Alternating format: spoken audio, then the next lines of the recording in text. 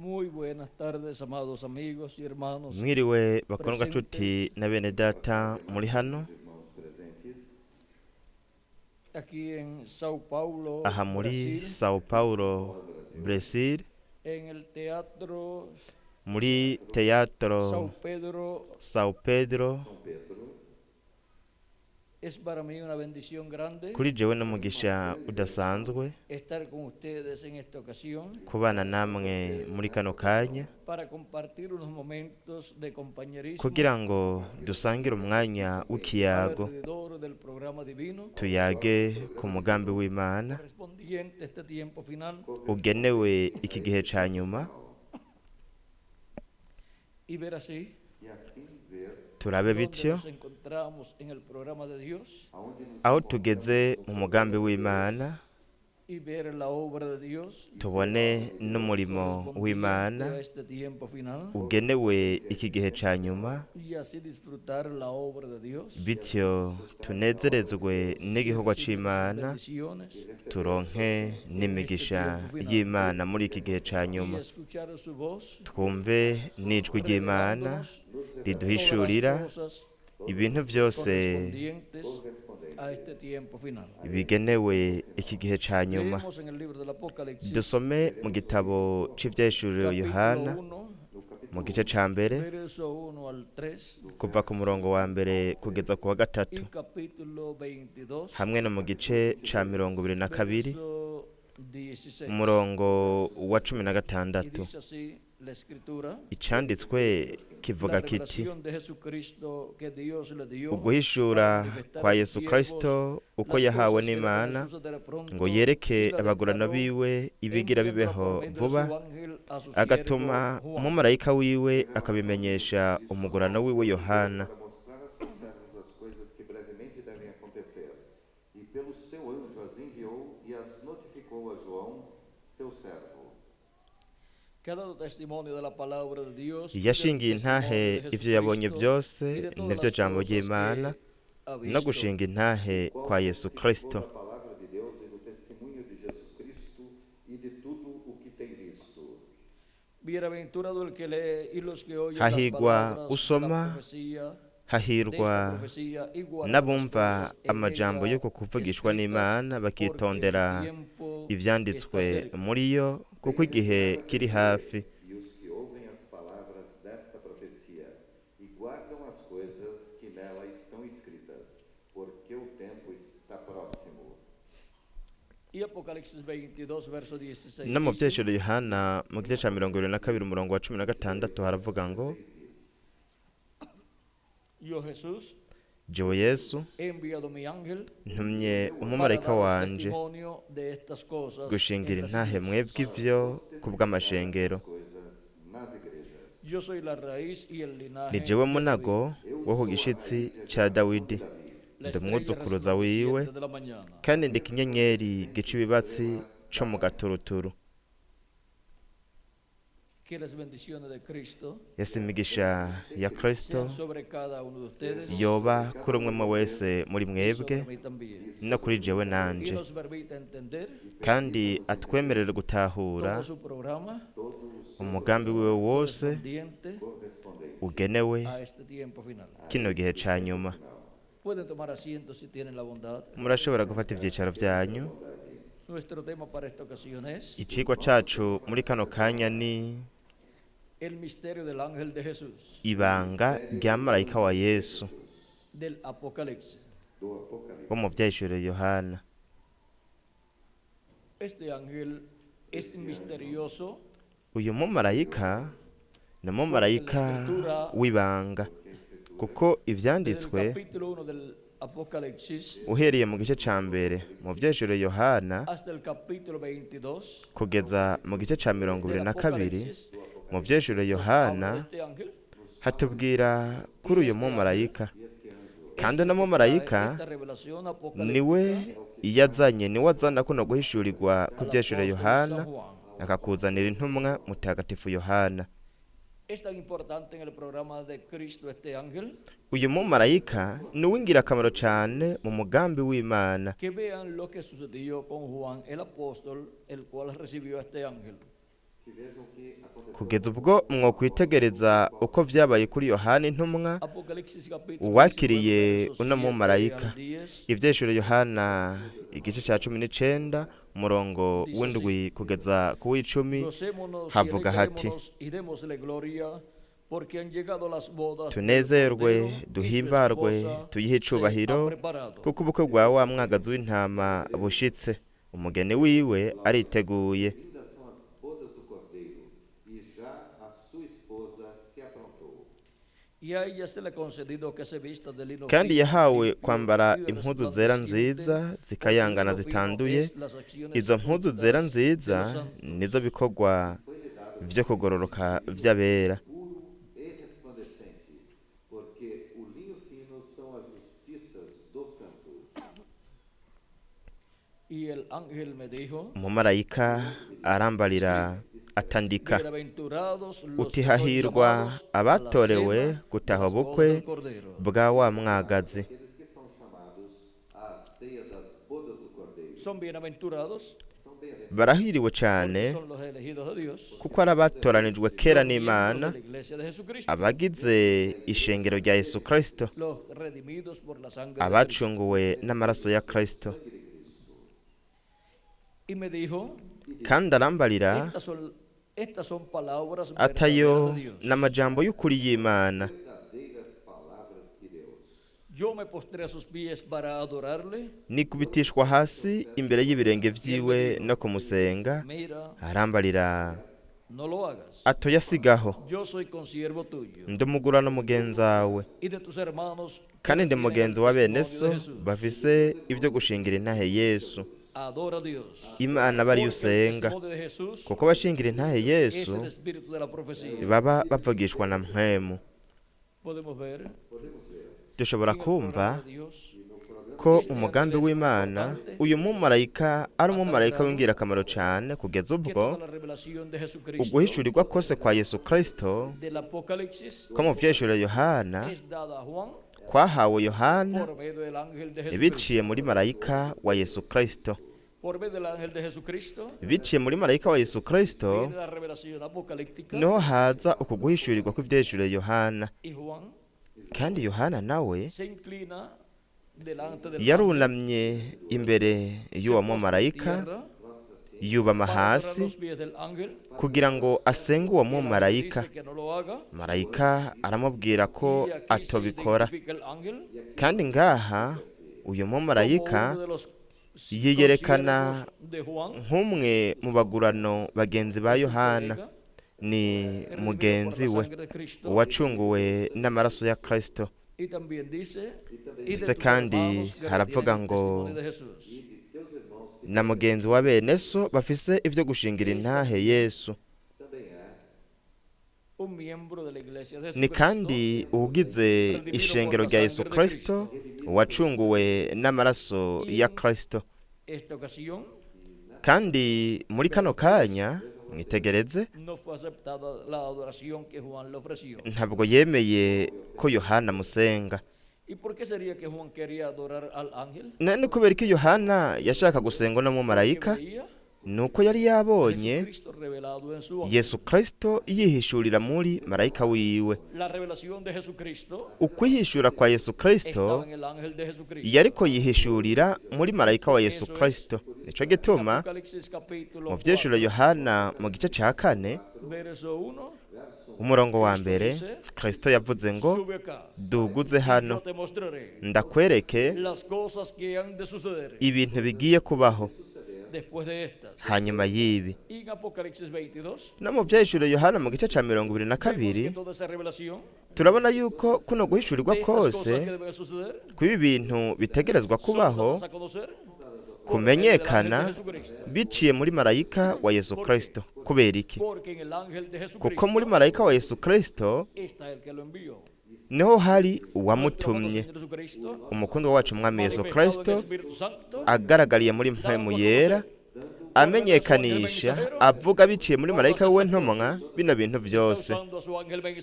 Akoresha malayika wiwe ntumwa muri ko no kugaragara kwa Kristo ko ku munsi wa nyuma. Kandi Yohana ari ku munsi wa nyuma canke ari ku munsi w'umwami yari karabona kuno kugaragara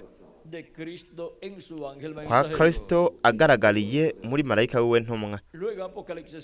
Hanyuma mu byeshuro Yohana mu gice ca 22 umurongo wa 6 kugeza ku w'icumi turabona ko uguhishurirwa kose kw'ibintu bitegerezwa kubaho kuza biciye muri malayika wa Yesu Kristo. Arambarira ati ayo majambo nayo kwizerwa n'ay'ukuri, kandi umwami niyo mana igera impwemu z'abavugishwa nayo, yatumye umumarayika wiwe kwereka abagurano biwe ibigira bibeho vuba. Ninde yatumye? Ni malayika wayo. Kugira giriki? Kugira ngo yereke abashumba biwe, abagurano biwe ibintu bitegerezwa kuba, ibintu Kristo yavuze yuko azomenyekanisha bimenyekanishwa na malayika wa Yesu Kristo. Kuko biciye muri malayika wiwe Yesu Kristo niho yigaragariza ku munsi wa nyuma, akigaragariza mu ishengero ryiwe, akamenyesha ishengero ryiwe bino bintu byose bitegerezwa kubaho vuba. Kandi hendaza vuba. Hahirwa uwitondera amajambo yavugishijwe iyo muri iki gitabo. Amajambo yavugishijwe yo muri iki gitabo kizanwe none mu malayika ntumwa, mwitegereze, nayo umugisha kuri abo bose bayumva bagasoma bakitondera amajambo y'uku kuvugishwa kw'iki gitabo, hari nayo ahishurwa na malayika w'umwami Yesu Kristo. Kino gitabo ni gitabo cahanuwe c'ubuvugishwa, nico gituma havuga ngo amajambo y'uku kuvugishwa kw'iki gitabo. Kandi nambara buvugishwa ubwo buzanywe na malayika w'umwami Yesu Kristo ni umuvugishwa rero, kuko n'abavugishwa nibo bazana ubuvugishwa bw'ibintu bitegerezwa kubaho. Habandanya havuga ngo ni jewe Yohana numvise ivyo ndavyibonera, maze kuvyumva no kubibona nikubita hasi imbere y'ibirenge vy'umumarayika anyeretse ivyo ngira ndamusenge. Arambarira atoyasigaho, ndumugurano mugenzawe kandi ndi mugenzi wa bene so abavugishwa n'Imana n'uwabitondera amajambo y'iki gitabo. Imana bari yusenga. Kandi arambarira ati ntumatanishe ishashara n'ikimenyetso amajambo avugishijwe n'Imana yo muri iki gitabo, kuko igihe kiri hafi. Rero mwumve namwe ingene Yohana ku ncuro ya kabiri yashatse gusenga malayika wa Yesu Kristo, ariko malayika aramubwiye ko atobikora. None kubera iki mutagatifu Yohana ari intumwa yashatse gusenga malayika wa Yesu Kristo? Nuko yabonye Yesu Kristo yihishurira muri malayika wiwe, amenyekanisha avuga bino bintu byose bitegerezwa kubaho vuba. Nukwihishura kwa Yesu Kristo kuza biciye muri malayika wa Yesu Kristo. Kandi Yohana atahuye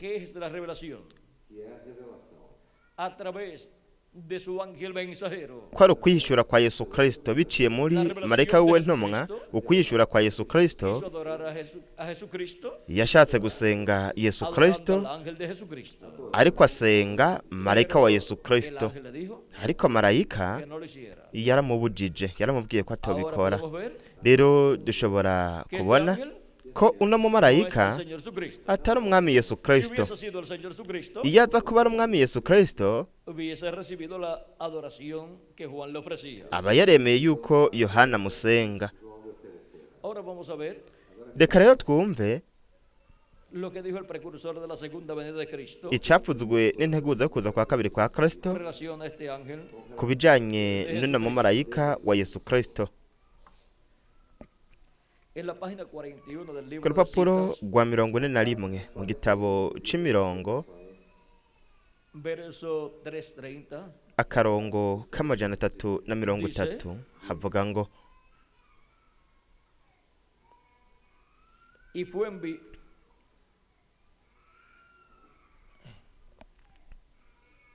La Biblia no dice quién era el ángel, bibiliya ntivuga uyu mumarayika uwo ari we, pero sabemos que era un profeta. ariko turazi ko yari umuvugishwa.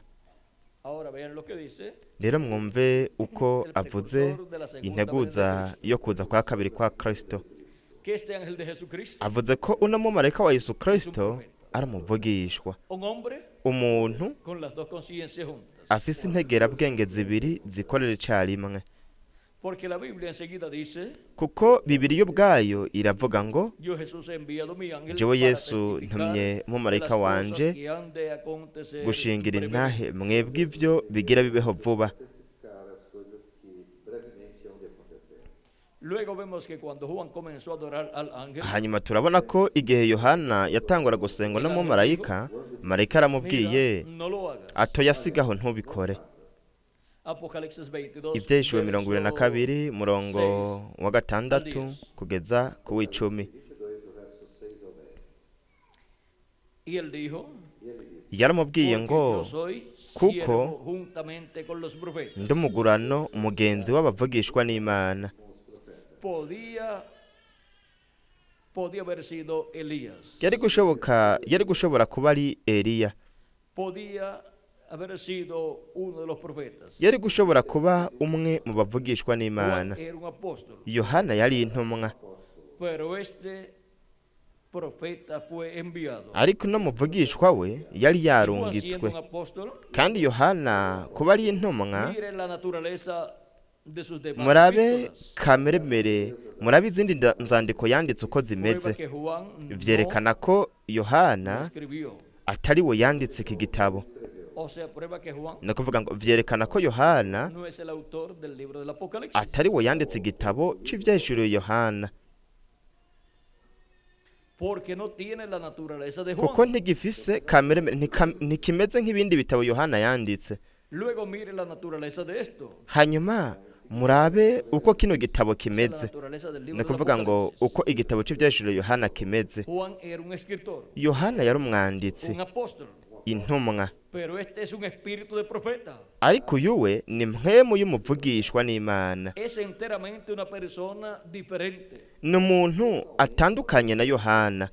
O sea que ese ángel ni ukuvuga ko uno mumarayika que le reveló a Juan el libro del Apocalipsis yahishuriye yohana igitabo c'ivyahishuriwe yohana es un espíritu de profeta. ni mpwemu y'umuvugishwa Ahora, cuando se habla de n'Imana. un espíritu, iyo havuzwe rero ku mpwemu, las personas abantu piensan que es bibaza ko algo que no se puede ver, ari ikintu kidashobora pero kuboneka, cuando se habla de un espíritu, ariko iyo havuzwe ku de una mpwemu, persona, impwemu de y'umuntu, un profeta impwemu y'umuvugishwa o el Espíritu Santo, canke impwemu yera, tenemos que comprender dutegerezwa que gutahura es una persona ko ari umuntu con un cuerpo afise de otra umubiri dimensión, wo mu bundi de buringanire, la sexta dimensión, mu buringanire bwa si viene gatandatu, de parte de Dios, mu gihe abaje y es avuye un ku cuerpo Mana. parecido a nuestro cuerpo. kandi uwo ni umubiri usa n'uno mubiri wacu, ariko mu buringanire bwa En gatandatu. esa clase de cuerpo umubiri umeze nk'uwo estaba Jesucristo niwo yesu kirisito yari arimwo antes de tener el cuerpo de carne que imbere nació de la Virgen yo María. kugira umubiri w'inyama wabyawe n'inkumi Mariya, Y estando en ese cuerpo teofánico de la sexta dimensión, kandi arimwo uwo mubiri wa teofaniya wo mu buringanire fue bwa que le apareció a gatandatu, Abraham en diferentes niwo ocasiones. yiyeretse aburahamu mu nshuro zitandukanye. Por eso podía decir Jesús, nico gituma yesu yashobora kuvuga ngo antes que Abraham fuese, imbere y'uko aburahamu abaho yo soy. ndiho. también había dicho, ndetse kandi yari yavuze Abraham deseó ver mi ati día. aburahamu yipfuje kubona umunsi wanje, yarawubonye aranezerwa. Y eso fue cuando comió con Abraham, aho n'igihe yasangira na aburahamu elohimu, porque Elohim es kuko Cristo, elohimu ni kristo estando en aquel cuerpo ari muri urya cuando mubiri, visitó a Abraham. urya mubiri Se yagenderereyemwo materializó aburahamu, delante de Abraham, yahindutse ukuri, yigaragaje imbere y'aburahamu ari kumwe na gaburiyeli na mikaheli basangira na aburahamu. ahora podemos ver rero dushobora kubona cómo los ángeles de Dios ingene abamarayika b'imana visitan a bagendera los seres humanos. ibiremwa abantu. Estando Cristo kristo en su cuerpo teofánico, ari mu mubiri wiwe wa teofaniya yitwa ángel de Jehová, marayika w'uhoraho, el ángel que libertó al pueblo hebreo, marayika umwe yarokora ubwoko bw'Eheburayo, wa mumarayika umwe yiyereka Mose en aquella muri columna wa de muco, fuego, muri ya nkingi los y'umuriro, ángeles kuko abamarayika bagaragara en luz mu muco o aparecen canke bakagaragara en forma visible mu buryo como un buboneka hombre bameze nk'umuntu, de otra dimensión. nabo mu bundi No buringanire tienen limitaciones. kandi ntibagira inzitizi. Ahora rero pueden aparecer bashobora kugaragara bakigaragaza mu buringanire bwo ku isi, manifestarse en la dimensión, bakigaragaza mu buringanire bw'ibifadika, ariko kandi bashobora en la kwigaragaza dimensión de luz. no mu buringanire Y se bw'umuco. manifiestan kandi en la iyo dimensión de luz, bigaragaje mu pues buringanire aparecen como bw'umuco, luz. nuko Pero si rero se manifiesta bagaragara ari en la nk'umuco, dimensión ariko bagaragaye de materia, mu pues entonces buringanire aparecen bw'ibifadika en forma visible. baca bagaragara rero mu buryo buboneka Y pueden ari comer. nk'umuntu, kandi barashobora no Cuando se gufungura materializó Elohim, nk'igihe comió con Abraham. elohimu yigaragaza yasangiye na Ahora aburahamu. podemos ver rero dushobora kubona que se puede mover ko bashobora kugendagenda en diferentes dimensiones. mu buringanire butandukanye. Jesús, yesu estando en su cuerpo teofánico, ari mu mubiri wiwe wa miren teofaniya, todo lo que hizo. murabe ibintu byose yakoze uhereye mu itanguriro Hasta el nacimiento de su cuerpo kugeza ku kuvuka k'umubiri wiwe terrenal. Y w'inyama, después hanyuma que murió amaze gupfa y resucitó. Luego akazuka, de tener su ministerio aquí en la tierra, inyuma yo kugira ubukozi bw'iwe ngaha ku isi, yaduze mu se sentó a ijuru la diestra de Dios, yicara iburyo bw'Imana, colocó su sangre amaraso yiwe sobre el asiento de misericordia, ayashira ku ntebe y'imbabazi, el propiciatorio umutemere wo guhongerako del templo que está en el wo cielo, mu ngoro iri mu ijuru, el propiciatorio umutemere wo guhongerako allá en el lugar santísimo del templo de uri Dios, ahera ha cane mu ngoro y'Imana, para hacer intercesión con su sangre. kugira ngo atuvuganire Por n'amaraso todos los que tienen yiwe, sus nombres escritos avuganire abo bose amazina yabo yanditswe mu ijuru mu gitabo cy'ubugingo c'umwagazi w'intama. y siendo Jesucristo kandi yesu kristo el sumo sacerdote kuba Melquisedec, ari umuherezi mukuru el que había melikisedeki, aparecido a Abraham umwe yari yiyeretse en su aburahamu cuerpo teofánico, ari mu mubiri wa teofaniya, encontramos que ha estado haciendo intercesión como turabona sumo yuko sacerdote yamye atuvuganira nk'umuherezi en el mukuru templo mu ngoro que está en el cielo. iri mu ijuru. Él no vino we ntiyaje como sumo sacerdote nk'umuherezi mukuru del orden de Leví wo mu y Aarón. rutonde rwa lewi na aroni. Por eso nico no gituma apareció como sumo sacerdote, atagaragaye ari nk'umuherezi mukuru wo mu ngoro yo ku porque él isi, es el sumo sacerdote Melquisedec. kuko we n'umuherezi mukuru Ese melikisedeki orden de Melquisedec, wo mu urwo rutonde rwa melikisedeki rwo mu ngoro iri mu ijuru. nico gituma ikimaze ciwe n'amaraso fue yiwe llevado al cielo. vyajanywe mu ijuru mu ngoro y'Imana. Y allí él ha estado haciendo intercesión aho rero niho yamye atuvuganira como sumo sacerdote hari con nk'umuherezi su mukuru propia sangre. akoresheje amaraso yiwe bwite, kandi igihe azoba hamaze kwinjira kugeza ku wa nyuma mu batorejwe n'Imana, akinjira mu buri bibanga wa Kristo, azorangiza igikorwa ciwe cyo kutuvuganira, hanyuma azosohoka. abapfuye bizera Kristo bazozuka bari mu mibiri ihoraho, natwe bakiri bazima tuzohindurwa, kuko azokwisubiza abo yacunguje amaraso yiwe y'igiciro bose. rero mwumve namwe ingene umukundwa wacu mwami Yesu Kristo ha estado en el cielo mwumve ingene yamye ari mu ijuru haciendo intercesión. ariko aratwingingira ariko aratuvuganira kandi n'ubu aracari Pero hariya pronto de allí. ariko vuba Y azovayo. entonces se cerrará la puerta Niho rero de la urugi misericordia, rw'imbabazi ruzokugarwa porque ya no habrá sangre, kuko hatazoba hakira solo el amaraso propiciatorio. ariko umutemere wo guhongerako mu ngoro iri mu ijuru.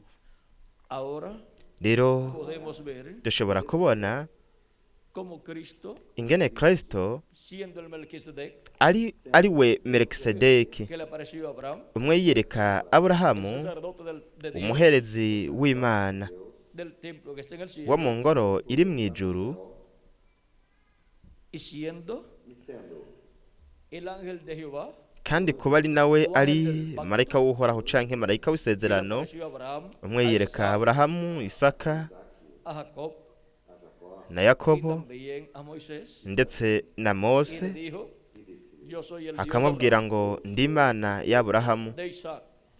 Imana ya Isaka, Imana ya Yakobo. Con él fue que Jacob luchó, Niwe yaniganye y Jacob na no lo Yakobo, soltó, kandi Yakobo ntiyamurekuye hasta que no lo bendijo. ataramuhezagira, Y cuando lo bendijo, kandi igihe le yamuhezagira dio un nombre nuevo. yaciye amuhindurira izina, No se yamwise, llamará más tu nombre Jacob, yamubwiye ngo ntuciswe Sino Yakobo Israel. kundi ariko wiswe Isirayeli.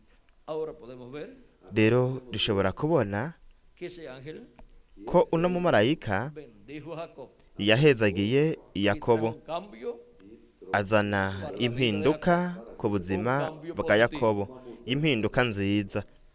ese ángel del pacto, Uyu mumarayika w'isezerano como hemos visto, nk'uko twari ko es turabibona nuestro amado Señor ni Jesucristo umukundwa wacu mwami Yesu Kristo en su cuerpo teofánico, mu mubiri wiwe wa teofaniya, uwagaragara en una luz akagaragarira mu muco canke como un varón, akagaragara ameze nk'umugabo wo mu bundi buringanire.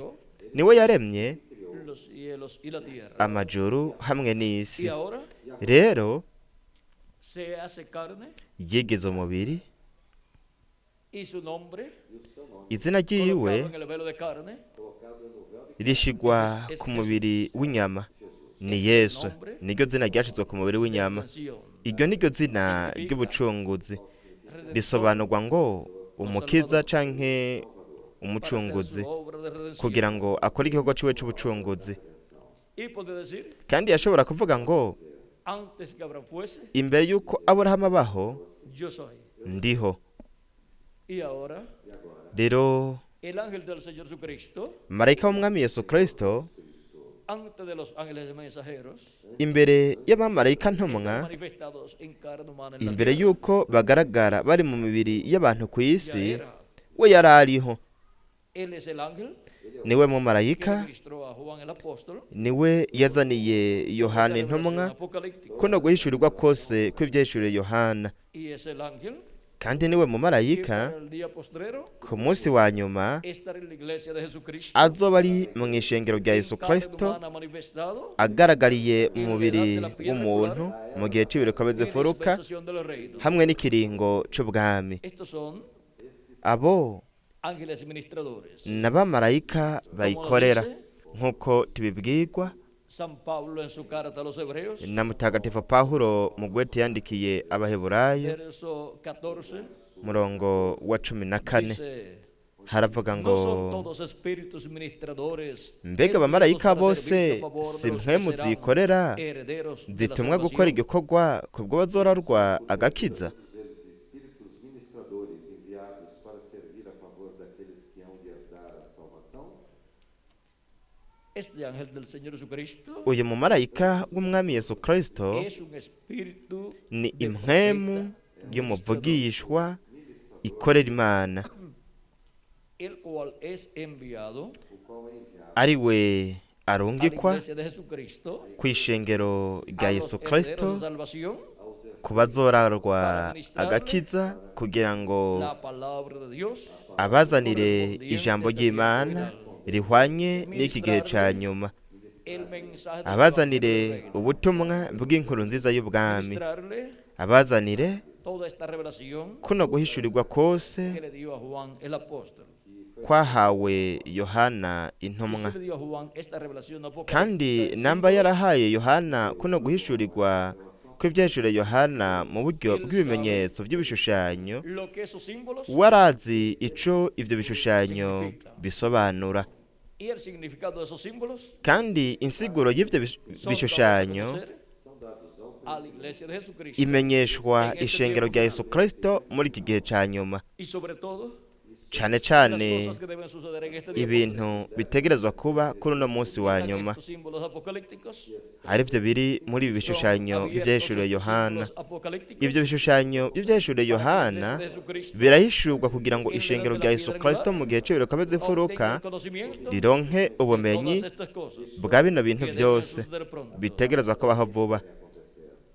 Hemos visto que este ángel Twabonye ko uno mumarayika, es un profeta, twabonye ko ari umuvugishwa, ni mpwemu y'umuvugishwa, el cual para este tiempo final hari nawe muri iki gihe ca nyuma azoba ariko aragaragarira mu mubiri w'umuntu.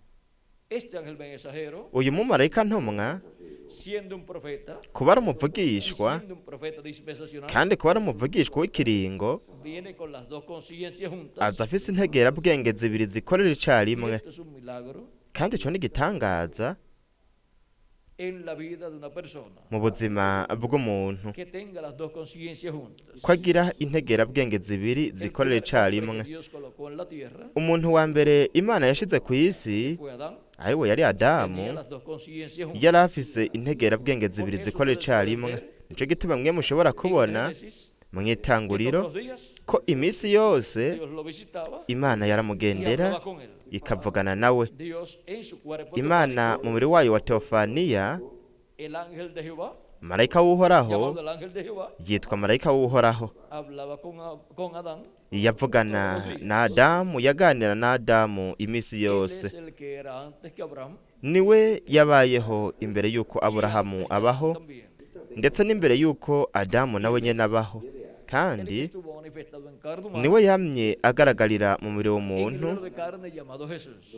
nk'urya mubiri w'inyama witwa Yesu. Y ahora para este tiempo final, Rero muri iki gihe ca nyuma naho encontramos que él ha enviado turabona yuko yarungitse unos diferentes espíritus ministradores yarungitse impwemu zitandukanye ziyikorera manifestados en carne humana, zigaragariye mu mubiri que son w'umuntu, llamados arizo profetas de Dios. zitwa abavugishwa n'Imana mu isezerano rya kera Nuevo Testamento hamwe también. no mu isezerano risha naho. Estos 7 ángeles mensajeros de las 7 Aba edades bamarayika n'intumwa b'ibihendwe by'ishengero son 7 espíritus ministradores. ni mpwemu ndwi ziyikorera, Son los 7 espíritus de Dios ni mpwemu ndwi que z'Imana recorren toda la tierra zikwiragira mu isi y al yose, ser manifestados en carne humana kandi mu kugaragarira mu mubiri w'umuntu. son los mensajeros Izo mpwemu de cada ndwi edad de la ni iglesia gentil intumwa durante la dispensación de la gracia za buri gihe c'ishengero ry'abanyamahanga mu kiringo en el lugar c'ubuntu, santo del templo espiritual de Cristo. aheraho ingoro yo mu buryo bw'impwemu ya Kristo. En esta parte Muri iki del gice templo espiritual de Cristo. c'ingoro yo mu buryo bw'impwemu ya Kristo, Y hemos tenido aquí en esta parte del kandi templo ngaha espiritual muri de iki Cristo, gice muri iki gice c'ingoro yo mu buryo bw'impwemu ya Kristo 7 espíritus twaragize ministradores, impwemu ndwi ziyikorera, que son los 7 ángeles de las 7 edades ari de bo la bamarayika iglesia, ndwi b'ibihendwe by'ishengero ry'abanyamahanga, los cuales aparecen acá nibo bagaragara bari en hano esta nube formada por muri iki ángeles, gicu cari cakozwe n'abamarayika, aparecen en sus cuerpos teofanos. bagaragara mu mibiri yabo ya teofaniya. Para el día postrero, Ku munsi wa nyuma la iglesia de Jesucristo ishengero rya Yesu Kristo tendrá al último espíritu rizogira ministrador impwemu ya nyuma iyikorera, manifestado en carne humana, igaragariye mu mubiri el cual es w'umuntu, el ángel del Señor Jesucristo, hari wari marayika w'umwami Yesu Kristo, el cual viene en el día postrero niwe aza ku munsi wa nyuma manifestado en carne humana, agaragariye mu con mubiri las dos w'umuntu, conciencias juntas, afise integerabwenge zibiri zikorera icarimwe kugira ngo toda la ashobore revelación de Dios kwakira uguhishurirwa n'Imana kose, ukwishura kose kwa Yesu Kristo, yihishurira ishengero ryiwe muri iki gihe ca nyuma. Kandi we tendrá que dormirse ntibizoba ngombwa ko abanza gusinzira kuryama kugira ngo biciye mu nzozi obtener la revelación de Dios. aba ariho aronkera uguhishurirwa kw'Imana, Teniendo las dos conciencias kuko juntas, afise integerabwenge zibiri zikorera icarimwe podrá recibir la revelación de Dios ashobora kuronka uguhishurirwa estando kw'Imana despierto. akangutse akanura, Y así nuko bityo darle a la iglesia de Jesucristo agaha ishengero rya Yesu toda Kristo esa revelación divina. uko guhishurirwa kw'Imana kose. Dios le dará toda esa revelación Imana divina, izomuha uko guhishurirwa kw'Imana kose, porque no hará nada del Señor Jehová kuko uhoraho umwami ntaco azokora sin que revele sus secretos atabanje kwibira akabanga a sus siervos, sus profetas. abasavye biwe avugisha. Todo lo que él hará Ivyo azokora conforme a su byose programa, nk'uko biri mu nteguro yiwe por medio de su azobihishura ángel mensajero, biciye muri marayika wiwe que es ntumwa el profeta ariwe del muvugishwa séptimo milenio w'ikimpumbi y de la c'indwi séptima dispensación. hamwe n'ikiringo Con c'indwi. la revelación divina, Afise guhishurirwa el kw'Imana mensaje del evangelio del reino, k'ubutumwa bw'inkuru nziza y'ubwami, dando a conocer el misterio amenyekanisha de la ibanga segunda venida de Cristo. ryo kuza kwa kabiri Ese es el kwa misterio más Kristo. grande Iryo ni ryo banga rikomeye cane mu majuru hamwe no ku isi. cuando fue abierto en el cielo ese Igihe misterio. ryahishurwa mu ijuru rino En la banga, apertura del séptimo mu sello, kumenywa kw'ikimatanije c'indwi habaye agacerere mu por ijuru casi media hora. kangana hafi igihimba Ese c'isaha. es el misterio Iryo ni ryo del banga cual Cristo dijo Kristo yavuze que ko nadie ata n'umwe haba mu ijuru canke ku isi yarazi, baba n'abamarayika yaba n'umwana w'umuntu, a Jesús kuko Yesu no le había sido dado a conocer todavía ese misterio. ntiyari bwamenye iryo banga. ¿Y cómo puede ser posible None bishoboka gute? que él diga que Bishoboka mi gute hijo ko yovuga conocía ko n'umwana cuándo sería el día y la hora atarazi umunsi n'isaha de la venida del Hijo del Hombre, wo kuza k'umwana w'umuntu, estando Dios dentro de él, kandi Imana iri muri we, siendo él kandi we el Dios manifestado en carne iyo ari humana? Imana igaragariye mu mubiri w'umuntu, Es como en nosotros. ni nko muri twebwe. Somos cuerpo Twebwe turi umubiri, impwemu y alma. hamwe n'ubugingo, Y usted tiene las dos conciencias. kandi wewe ufise integerabwenge zibiri, El consciente ubwenge y el subconsciente. hamwe n'umutimanama. Las cosas que Integerabwenge, usted tiene en el ibintu consciente wewe ufise mu bwenge bwawe son las que usted conoce. nivyo wewe uzi. Hay muchas cosas Hariho ibintu que usted byinshi tiene en el subconsciente, wewe ufise muri subconscience pero mu que no han pasado ntegerabwenge, del subconsciente al ariko consciente, bitarava muri subconscience mu ntegerabwenge ngo bije mu bwenge bwawe, kandi wewe ntushobora aunque están kubimenya ahí, nubwo biba biri ngaho, están en el subconsciente ariko biri mu ntegerabwenge todavía selladas. niho biba bikinyegejwe. Por ejemplo, Nk'akarorero, todos ustedes mwebwe mwese cuando leían igihe o mwasoma escuchaban acerca de los escogidos de canke Dios, mukumva ibivugwa ku batoranijwe n'Imana, se preguntaban, mwaribaza muti, ¿quiénes serán los escogidos de Dios? mbega abatoranijwe n'Imana bazoba ari Me bande? gustaría ser uno de los escogidos Ati de Dios. vyonezera kuba umwe mu batoranijwe n'Imana. En el subconsciente de ustedes, Mu ntegerabwenge zanyu todo eso estaba sellado. ivyo byose niho byari Pero usted no binyegejwe, entendía. ariko mwebwe Pero cuando fue ntimwabitahura. abierto el misterio, Ariko igihe iryo banga ryahishurwa, entonces, nuko de rero lo profundo del subconsciente uhereye suyo, ibwina mu ntegerabwenge yanyu salió al consciente suyo, byaravuyemwo bija mu bwenge bwanyu, ibintu byose byari binyegejwe ngaho. ¿quiénes None son los escogidos de Dios? abatoranijwe n'Imana ni bande? Ven que ahora saben, Murabona yuko ubu mubizi, pero antes no sabían. ariko bwa mbere ntavyo mwari Todo eso muzi, estaba sellado allá adentro. ariko byose byari binyegejwe ngaho nyene muri mwebwe, kuko uwatoranijwe No viene a ser un escogido ntahinduka ngo abe uwatoranijwe cuando cree. mu gihe yizeye, Es un escogido, ni es uwatoranijwe, un primogénito, ni umwana es un w'imfura, retirado de Dios. ni uwateguwe watoranijwe n'Imana uhereye ku visi itararemwa, ariko Alma de la persona. ivyo biba binyegejwe mu bugingo bw'umuntu, ubwo bugingo nibwo rubuto rw'Imana, No lo sabía. ariko umuntu No sabía que era ntiyarabizi, un hijo de Dios. ntiyarazi ko yari umwana w'Imana. Ese misterio, Iryo banga igihe ritari bwahishurwe, nuko cuando es rero abierto ese misterio, igihe iryo banga ryahishurwa akumva ijwi ry'Imana, esto era yaravuze ngo ibi nibyo jewe narindindiriye. Yarabirindiriye kandi byarahishuwe arabicakira. Rero barazi ko ari uwatoranijwe, yaba umuhungu cyangwa umukobwa w'Imana, ariko ubwa mbere imbere ntabyo yarazi. Uko rero niko bimeze no kuri Yesu.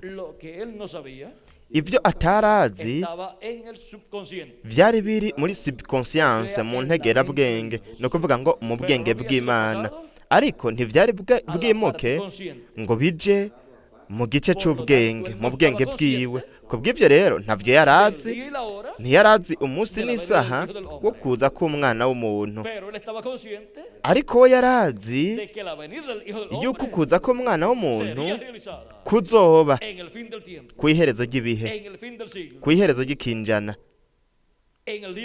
ku munsi wa nyuma. Ariko ntiyarazi, ntiyari bwamenye umwaka uwo ari wo, ukwezi uko ariko, hamwe n'ikibanza. Ibyo bintu byose ntiheri bwabimenye, kuko bitari bwave mu ntegerabwenge, mu bwenge bw'Imana, ngo bije mu bwenge bwiwe.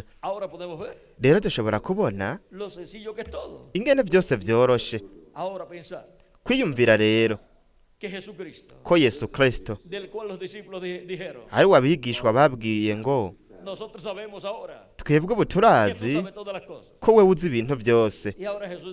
Yesu nawe rero kuvuga ko umwana atarazi aho kuza k'umwana w'umuntu kuzobera, ariko ubu murabe ingene byoroshe. Byose byari muri we, mu ntegerabwenge, mu bwenge bw'Imana, ariko ntibyari bwimukire mu bwenge bwiwe. Ariko iryo banga ni ibanga Imana yagumije mu bwenge bwayo igihe cyose, kandi iryo banga rizohishurwa muri iki gihe cya nyuma. Iryo ni ryo banga rikomeye cyane muri Bibiliya yose. Ni ibanga rikomeye cyane mu majuru no mu isi. Ariko gushyizwa kw'iryo banga ni ikintu cyoroshye cyane kugeza ubwo umuntu kurusha uko umuntu ashobora kubyiyumvira. Nk'uko ukuza kwa mbere kwa Kristo kwabaye ryari ibanga, nubwo hatanzwe amakuru menshi afitaniye isano n'icyo gihe. Hari mu iyinga rya 70 aho yari kugira abakozi bwiwe. Kubw'ibyo rero imbere yo gutangura kw'iryo yinga yategereza ko bari ku isi, yategereza ko yaravyawe n'inkumi. Inkumi umuvugishwa Isaya yavuze mu gice c'indwi umurongo wa 14, mu gice c'indwi umurongo wa 14 dukosore, ndetse no mu itanguriro igice ca gatatu umurongo wa 15, ndetse no mu gice c'icenda muri Yesaya umurongo wa 6 kugeza ku 9. Nko ngaho ahatubwira ngo kuko umwana tuvukiye duhawe umwana w'umuhungu, ubutware buzoba ku bitugu vyiwe. Bityo akabandanya adondagura ibintu byose, kandi avuga ko ari data wa twese, ahoraho, umukama w'amahoro. Rero mwitegereze namwe ingene bino byanditswe byose bivuga ko kuza kwa mbere kwa Kristo. Mwitegereze ingene byose byashikijwe, bishikirizwa muri Yesu Kristo. Ibi byanditswe byose byari binyegejwe, bwari ubuvugishwa, ariko hanyuma byarahishuwe burundu. Ariko nubwo byari binyegejwe, nubwo buno buvugishwa bwari bunyegejwe kugeza mu gihe cyo gushitswa kwabwo, abantu barashobora gusoma bakabona yuko kuza kwa Mesiya kuzoshikirizwa hehe? Mu gihugu ca Isirayeli, kandi ko yari kuvukira i Betelehemu Yudaya, akavyagwa n'inkumi ikomoka mu mwami Dawidi.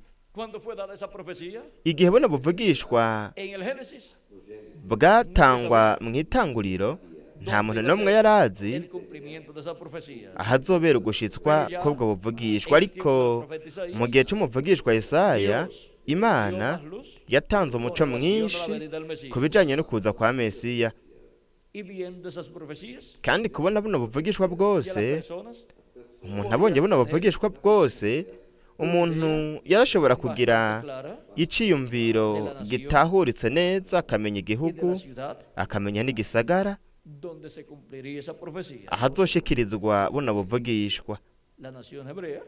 Igihugu c'abaheburayo mu gisagara ca Dawidi, biciye mu ukomoka mu mwami Dawidi, umwigeme w'inkumi, igikomangomakazi nubwo yari akenye. Rero dushobora kubona ko yategerezwa kandi kuba ari ku isi imbere y'uko hatangura iyinga rya 70, kuko mw'iyinga rya 70 niho yari gutangura ubukozi bwiwe kugira ngo yemeze ashimangire mu isezerano ubwoko bw'Abaheburayo. kandi hagati muri iryo yinga ubuzima bwa Mesiya bwari gukugwaho, kandi Imana yatanze ibimenyetso. Yavuze yuko inyenyeri izova muri Isirayeli, kandi yaravuyemo inyenyeri. Inyenyeri y'i Betelehemu yarabonetse nk'ikimenyetso cyo kuza kwa mbere kwa Kristo, kuza kwa mbere k'umwana w'umuntu. kandi iyo nyenyeri yashushanya Mesiya, kuko Kristo ni inyenyeri icibibatsi yo mu gaturuturu. Rero mwumve ingene Kristo ashushanywa n'inyenyeri icibibatsi yo mu gaturuturu, ashushanywa kandi n'izuba, ashushanywa n'intambwe, ashushanywa n'umwagazi w'intama. Ndetse turabona yuko Imana imushushanya n'inkukuma, ndetse kandi ikamushushanya n'inuma. Mpwemu yera ashushanywa n'inuma. Rero dushobora kubona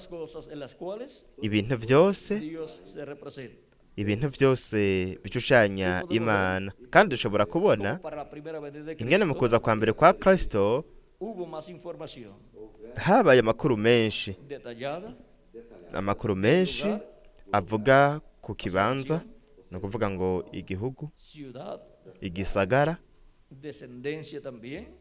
ndetse n'abazobakomokamwo, azobakomoka mu bwoko bw'Abaheburayo biciye mu ruvyaro rwa Dawidi, kandi akaba akomoka neza neza mu mwigeme w'inkumi. Mu kuza kwa kabiri kwa Kristo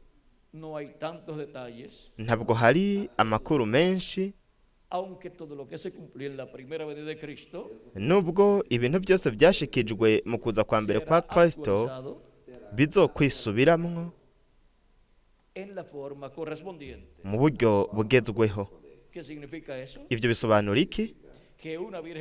Bisobanura yuko inkumi ya hariya aha ishushanya ishengero ry'umwami Yesu Kristo, ishengero nkumi ry'umwami Yesu Kristo. Betelehemu nayo, Betelehemu y'Yudaya ahavukiye umwami Dawidi, Betelehemu gisobanurwa ngo inzu y'umutsima w'Imana, kandi inzu y'umutsima w'Imana ni Kristo. Yaravuze ngo ni jewe mutsima w'ubugingo wamanutse uvuye mu ijuru, kandi ujya kuri uwo mutsima azobaho ibihe bidashira. Ndetse kandi ishengero ry'umwami Yesu Kristo ni inzu y'Imana, kandi mu yandi majambo muri iyo nzu y'Imana hari umutsima w'Imana, ijambo ry'Imana. Ku bw'ivyo rero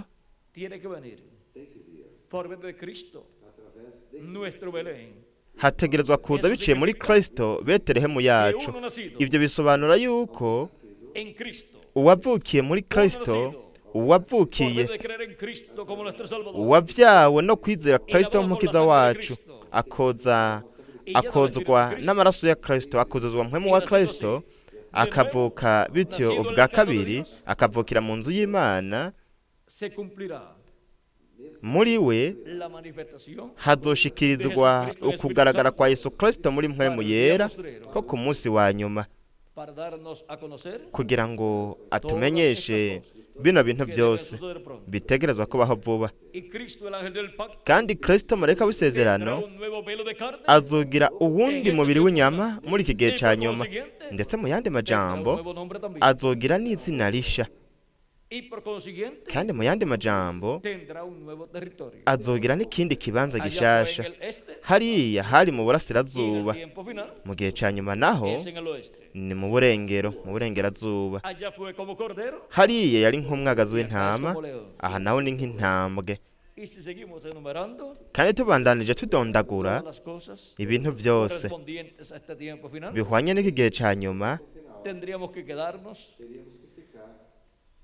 una semana más ibyo biba completa ngombwa ko tumarana indwi solamente namwe para hablar sobre gusa este kugira tema. ngo tuvuge kuri iki cigwa. Pero ustedes Ariko mwebwe han estado entendiendo mwamye el mutahura programa de Dios umugambi correspondiente a w'Imana este tiempo. uhwanye n'iki gihe, Y han estado comprendiendo kandi mwamye mutahura que la manifestación de ko Cristo ukugaragara kwa Kristo en Espíritu Santo de la Trinidad agaragariye muri mpwemu yera uva mu gihe uja mu fue kindi, por medio de cada ángel mensajero. ko byabaye biciye muri buri Y la mumarayika manifestación de ntumwa, Cristo para el día postrero no kugaragara kwa Kristo ko ku munsi wa nyuma mu gihe cy'ibikomeza es por medio ifuruka del ángel del Señor Jesucristo, agaragara biciye muri marayika w'umwami Yesu Kristo. Kandi nk'uko habaye ikibanza donde Cristo se manifestó aho en el Espíritu Kristo Santo yigaragarije muri mpwemu por medio de yera cada ángel mensajero. biciye muri buri mumarayika ntumwa, muri iki gihe cya nyuma naho También hay un territorio naho nyene hari donde ikibanza Cristo estará aho manifestado Kristo azoba por medio de su agaragariye ángel mensajero biciye muri marayika we ntumwa en este tiempo final. muri iki gihe cya nyuma.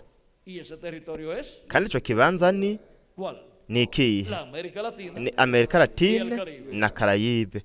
Él vino hablándonos We en yaje idioma hebreo, atuvugisha mu en el rurimi común del pueblo. rw'igiheburayo abantu basanzwe mu bantu basanzwe mu kuza kwiwe kwa mbere. Vino hablando por medio de San Hanyuma Pablo, yaje atuvugisha biciye muri mutagatifu Pawulo mu gihe cya mbere cy'ishengero en los ry'abanyamahanga, idiomas que San Pablo hablaba. yavuga mu ndimi mutagatifu Pawulo yarazi kuko yarazi indimi Después vino nyinshi. hablándonos Hanyuma yaje por medio del segundo atuvugisha ángel mensajero, biciye mu ntumwa ya kabiri mu gifaransa, por medio de Ireneo. biciye muri Y Irene. después vino hablándonos por medio Hanyuma de yaje Martín, atuvugisha yatuganiriza biciye muri el cual Marte, nació en Hungría ari we yavukiye muri Hungariya y tuvo su ministerio kandi yagize ubukozi en Hungría y en Francia. muri Hungariya no mu Por lo Bufaransa. tanto, vino hablando Ku bw'ibyo rero yaje avuga en esos dos idiomas, muri izo ndimi zibiri, en húngaro y en mu gihungariya hamwe no mu gifaransa.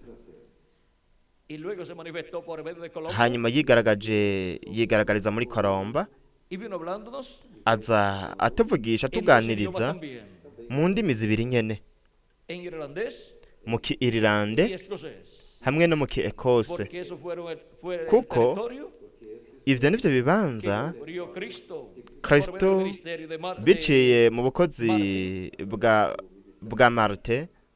y todo esto está ocurriendo en Europa Kandi ibyo byose byariko bibera mu Burayi después de la etapa de Asia. nyuma y'intambuko yo muri Aziya ntoya. Y después vino manifestado por medio Hanyuma yaje agaragariye muri Luteri en Alemania. Vino mu hablando Budagi, yaje alemán. avuga Ikidagi. El Espíritu Santo. Mpwemu yera yaje avuga Ikidagi. Kristo agaragariye muri Luteri.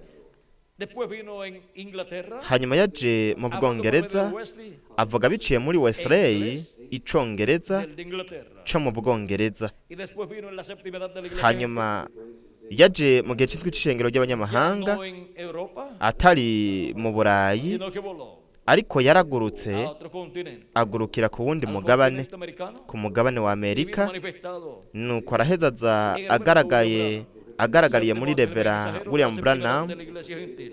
intumwa marayika ntumwa w'indwi w'igihe cyitwa ishengero ry'abanyamahanga. Yaje Santo. mpwemu yera akora El reverendo William Branham. akorera muri Revera William Y Branham, vino hablando kandi yaje avuga en inglés mu Congereza del común del pueblo, cyo mu bantu basanzwe. de ese territorio bo kubwo butaka donde él se crió. aho yakuriye.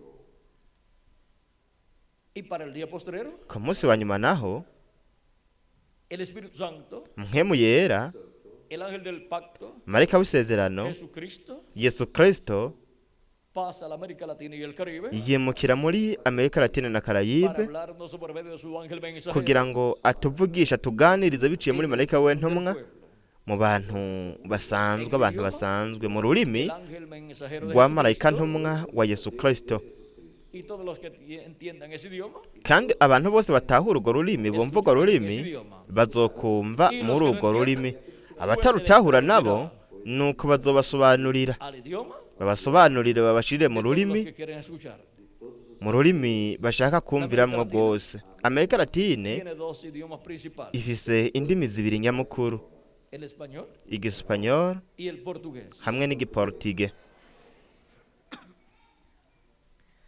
Ahora podemos ver rero dushobora kubona que también hay otros idiomas ko hariho n'izindi que ndimi se usan en el Caribe zikoreshwa muri y karayibe también en toda la América Latina. ndetse no muri También amerika hay otros latine idiomas hariho n'izindi de los ndimi, indígenas, hariho izindi ndimi z'abasangwa butaka, pero se le traduce ariko barabasobanurira al idioma de los indígenas también mu rurimi rw'abasangwa para que butaka reciban la palabra. kugira ngo bakire ijambo.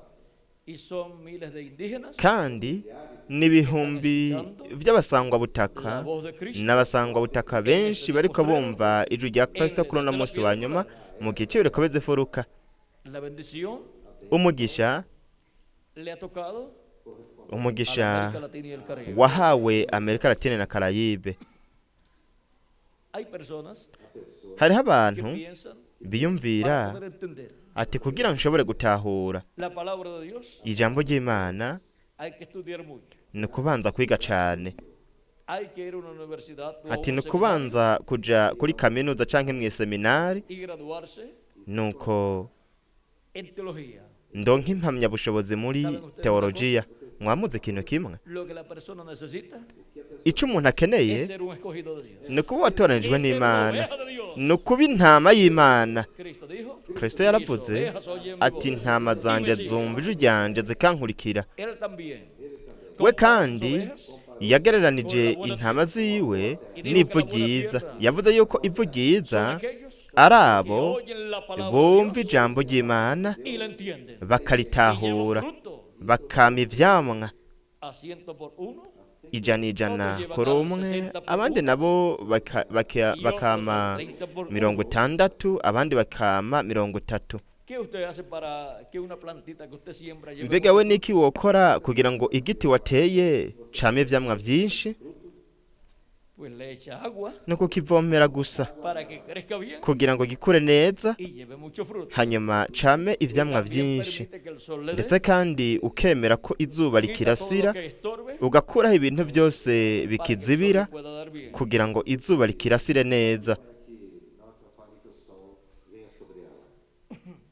Tiene que utegerezwa todo lo que le estorbe gukuraho ibintu byose para que la by'inzitizi luz kugira ngo umuco de la revelación divina w'uguhishurirwa kw'imana, de Cristo uguhishurirwa kwa kristo ushobore kugushikako.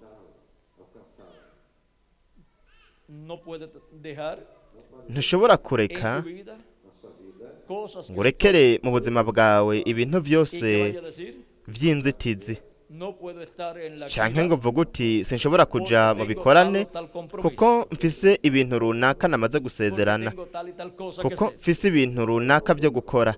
Eso es algo ico ni ikintu que la luz de la gituma revelación divina, umuco la luz w'uguhishurirwa de Cristo, kw'imana, umuco wa kristo en ese momento utakurasira, utakumurikira muri uwo mwanya. usted necesita wowe que ukeneye la luz del ko sol de umuco justicia w'izuba ry'ubugororotsi, manifestada, esa luz por uwo medio de la muco revelación divina, ugaragara biciye mu guhishurirwa kw'imana, ukeneye ko ukwakira, ukeneye ko uwo muco ukumurikira ugutahura. de la amazi lluvia tardía de la enseñanza, y'imvura y'urushana, imvura y'inyigisho z'ubutumwa le bwiza llegue hasta bw'ubwami lo profundo del alma, ashika ibwina mu bugingo bwawe, para que así kugira ngo bityo pueda producir ushobore como usted quiere. kwama nk'uko ushaka. Mbega ni gute ushaka kwama? Nuko twese dushaka kwama ijana ijana kuri umwe. Kandi ivyo nivyo ndabipfuriza mwebwe mwese ko mwama ijana kwijana, mwami bikwiye. Kandi ko igihe Kristo azoba ariko aratanga ingero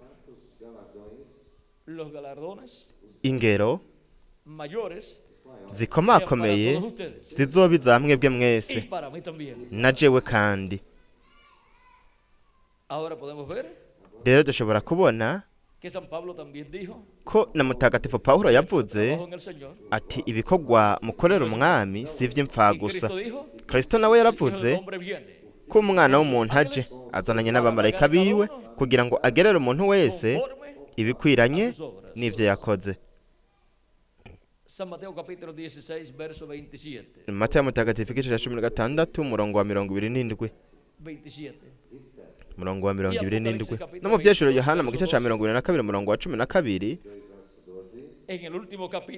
Mu gice ca nyuma ca Bibiliya n'igice ca nyuma c'igitabo c'ivyeshuro Yohana ku murongo wa 12 Kristo yaravuze ngo ehe ndaza vuba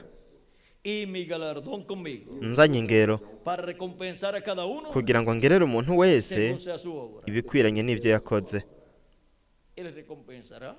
We azogerera umuntu wese ibikwiranye n'ivyo yakoze.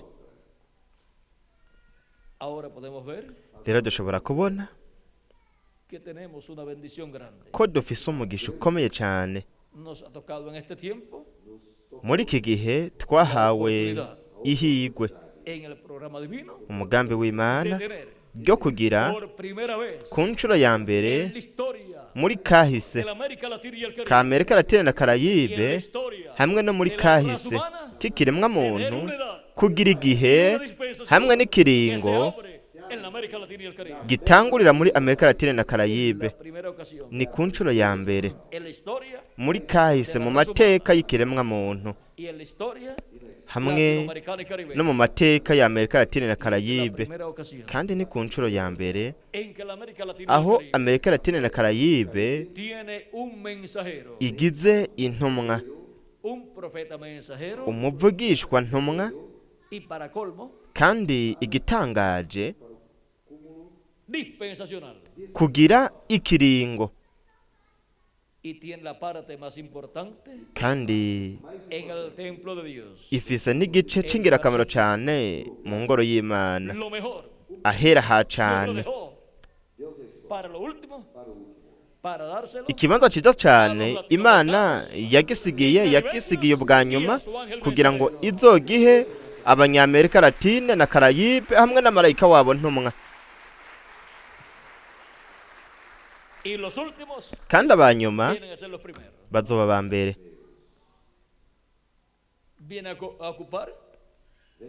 bazofata ikibanza ciza, ikibanza nyamukuru mu ngoro yo mu bw'inkwemo ya Kristo ahera ha cane. Iherezo ry'igikorwa mu nyubako y'ingoro yo mu bw'inkwemo ya Kristo. Iherezo ry'igikorwa mwitegereze niryo ryiza kurusha intango. Iherezo ry'igikorwa niryo ryiza kurusha intango. Rero abagize igihe kimwe c'ishengero mu bihendwe by'ishengero ry'abanyamahanga, igihe cabo caraheze, kandi abatoranijwe bo mw'ico gihe cabo baramaze guhamagagwa, baregeranijwe badomwa kw'ikimenyetso, ubu baruhukiye muri paradizo. Kandi mu bihendwe by'ishengero ry'abanyamahanga hasigaye gusa amasigarira, umuntu umwe umwanya wari wo wose nabo nyene bazoduga mu gihe cibuye rikomeza ifuruka. Ariko igihe cibuye rikomeza ifuruka kiruzuye, kandi n'ubu haracariho ikibanza, kiruzuye abatonejwe n'Imana, abanyamerika Latine na Karayibe. que está vigente en la ni ukuvuga actualidad yuko igihe kigezweho ubu corresponde a latinoamericanos ni icy'abanyamerika y caribeños. latine na La karayibe bendición más grande umugisha ukomeye la cyane tienen los ufiswe latinoamericanos y caribeños. n'abo muri amerika latine na Por karayibe eso es que la bendición nicyo de Dios gituma umugisha w'imana ku bwoko bw'abaheburayo mbega uzova hehe mu banyamerika latine na karayibe. dice la escritura, icanazwe kiravuga y vendré de Sion. ati kandi umurokozi azova i Siyoni. Ku bwoko bw'abaheburayo De Sion. mbega azova hehe i Siyoni? Heredad de la piedra angular. ku ishengero rya yesu kristo mu gihe cy'ibiruka bizifuruka Donde se cumple esa edad. hamwe n'ikibanza kibera muri ico gihe. Ellos están a la expectativa. bo barafise ikintu Están barindiriye, esperando, bararindiriye pero no saben ariko ntibazi cómo es todo. ingene byose Pero bimeze. ellos saben ariko bo que barazi del oeste ko iburengerazuba ariho el nombre de Dios haza havuye izina ry'imana, niho rigaragarira, el nombre de Jehová. kandi bazotangura kubaha izina ry'uhoraho uhereye iburengerazuba. Muchos saben ya benshi baramaze kumenya ko umugisha para Israel, wa isirayeli uzobashikako los latinoamericanos, uvuye ku banyamerika latine na karayiba. ya ese misterio iryo banga para los hebreos ku baheburayo buke se buke está abriendo. ririko rirahishurwa, Pero la iglesia de Jesucristo ariko ishengero rya yesu todavía está kristo aquí en la tierra n'ubu riracari ngaha ku isi, y no se puede atender kandi ntashobora kwitaho kwitwararika ubwoko bw'abaheburayo nk'igihugu completamente ngo abitwararike hasta que burundu no se termine la labor. atararangiza umurimo wiwe Entre los gentiles, mu con la banyamahanga iglesia de mu Jesucristo, ishengero rya yesu kristo. hasta que nosotros twebwe seamos completados en tutarakwira la edad de la piedra angular, mu gihe cy'ibiruka bizifuruka, hasta que se complete el número de los hataruzura escogidos de Dios. igitigiri c'abatorejwe Y n'imana, los muertos en Cristo sean abapfuye bizera resucitados en kristo cuerpos eternos, bazuke bari mu mibiri ihoraho, natwe kiri bazima duhindurwe. Dios no se puede tornar imana ntishobora guhindukirira al pueblo hebreo. mu bwoko Tiene que bw'abaheburayo, terminar su obra. itegezwa kurangiza umurimo wayo mu banyamahanga ubwa mbere Pero na puede mbere, abrirle los ojos ariko irashobora kugurura a los amaso hebreos. abaheburayo bamwe Pueden bamwe, ir siendo preparados. barashobora kugenda baritegurira ibigiye kuza, ndetse kandi hari abaheburayo benshi Que tienen parte bafise igice en la iglesia de Jesucristo. mu ishengero rya yesu kristo, Porque la iglesia de Jesucristo kuko ishengero rya yesu está kristo compuesta rigizwe n'abanyamahanga hamwe n'abaheburayo. por lo tanto ku bw'ibyo rero hebreos también hazoba n'abaheburayo muri iki gihe cya nyuma que vendrán bazoza mu mubiri w'ibanga wa kristo como parte de la iglesia de nk'abagize ishengero rya yesu kristo. Y eso no significa kandi ibyo ntibisobanura que ya Dios esté tratando con el ko pueblo. imana iri gukorana n'ubwoko bw'abaheburayo. Eso lo único que significa es ibyo kimwe rudende icyo bisobanura ni uko mu baheburayo naho nyine harimo abatoranijwe bo mu mubiri w'ibanga wa kristo nk'abahungu n'abakobwa b'imana. pero pronto ariko vuba Dios llamará imana izohamagara 144 ibihumbi 144 by'abaheburayo. ya esos no son de la novia, abo saba mu mugeni ya no w'abanyamahanga, son de la iglesia de Jesucristo, abo saba mu ishengero rya yesu kristo, son del pueblo hebreo. nabo mu bwoko bw'abaheburayo, Van a ser kandi los siervos bazoba abasuku, abashumba bazokorera kristo hamwe n'ishengero ryiwe, bazokorera umwami n'umwamikazi mu nganje y'imyaka 1000.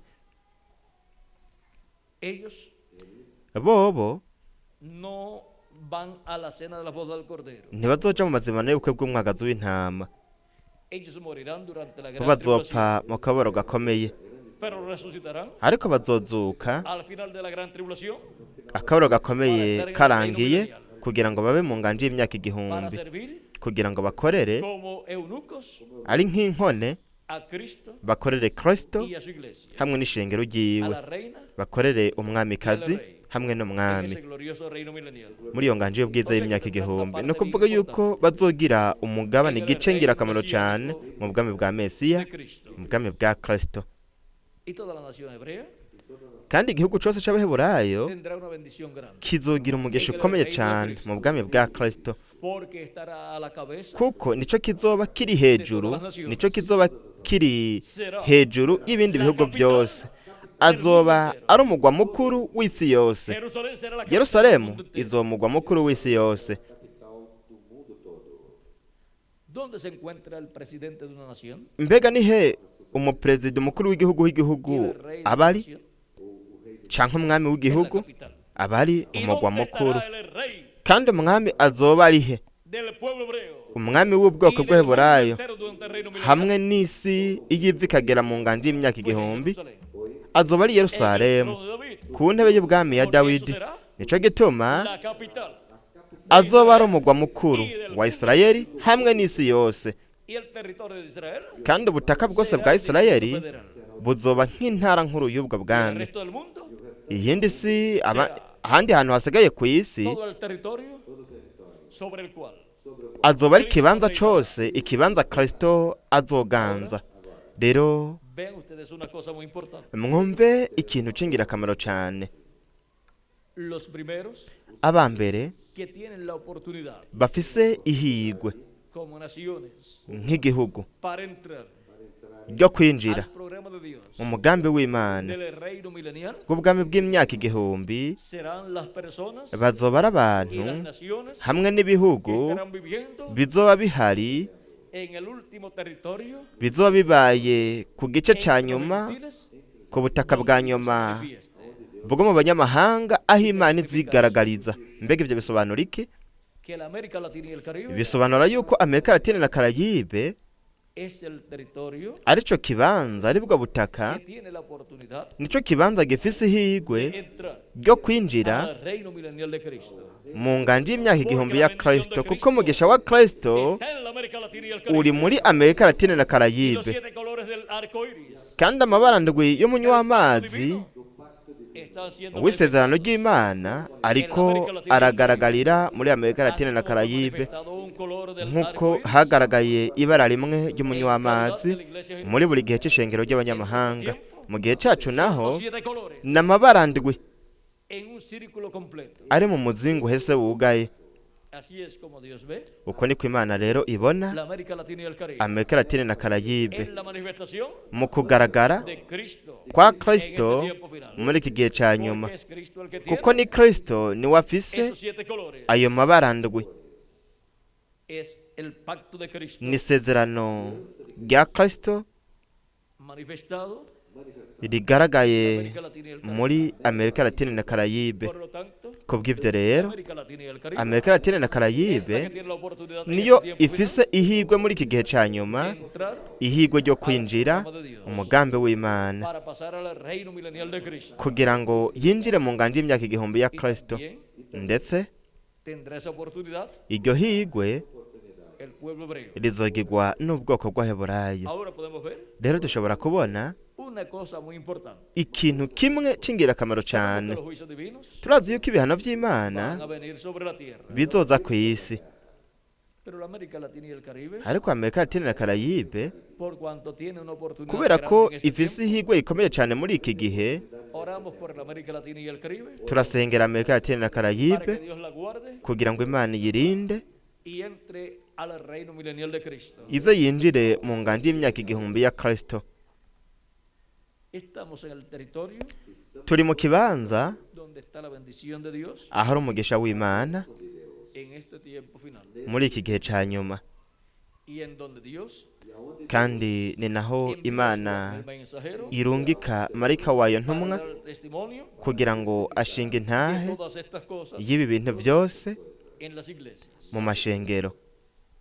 Es la primera ocasión Ni ku nshuro ya mbere en que nuestro amado Señor ubwo Jesucristo umukundwa wacu umwami Yesu Kristo envía un profeta arungitse umuvugishwa w'ikiringo a su iglesia. akamurungika ku ishengero Lo ryiwe, envía kandi amurungitse a la etapa de la edad de la mu ntambuko piedra y'igihe c'ibireko bizivuruka, que se está cumpliendo intambuko iri kwishikirizwa muri Amerika Latine na Karayibe.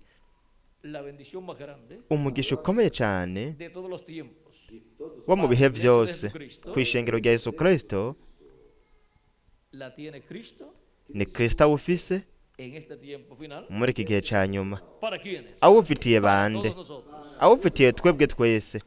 Por eso es Nico gituma que para este tiempo final muri iki gihe ca nyuma es que los muertos en Cristo niho abapfuye bizera Kristo y bazozuka, los que estamos vivos natwe bakiri bazima vamos a ser transformados. tugiye guhindurwa. Si alguno se va adelante, Hagize umuntu yitanganiza akagenda, ntimugire ikibazo, le decimos, turamubwira tuti nzokubona vuba.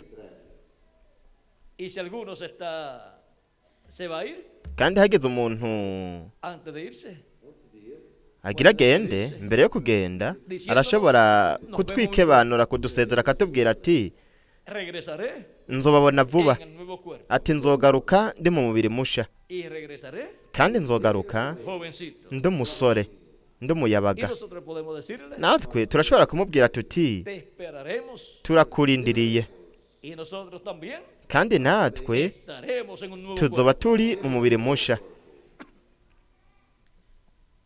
Hemos visto turabonye que para darnos a conocer todas ko estas kugira ngo tumenyeshwe bino bintu byose bitegerezwa kuba, cosas, que Jesucristo, nicyo gitumye yesu kristo arungika marayika wiwe ntumwa. ¿cuántos sabían que los días ni bande bari bazi yuko postreros iminsi ya nyuma milenio? yari ikihumbi cya gatanu, ikihumbi cya gatandatu n'ikihumbi c'indwi? No lo sabíamos. ntitwari tubizi, ariko ubu turabizi.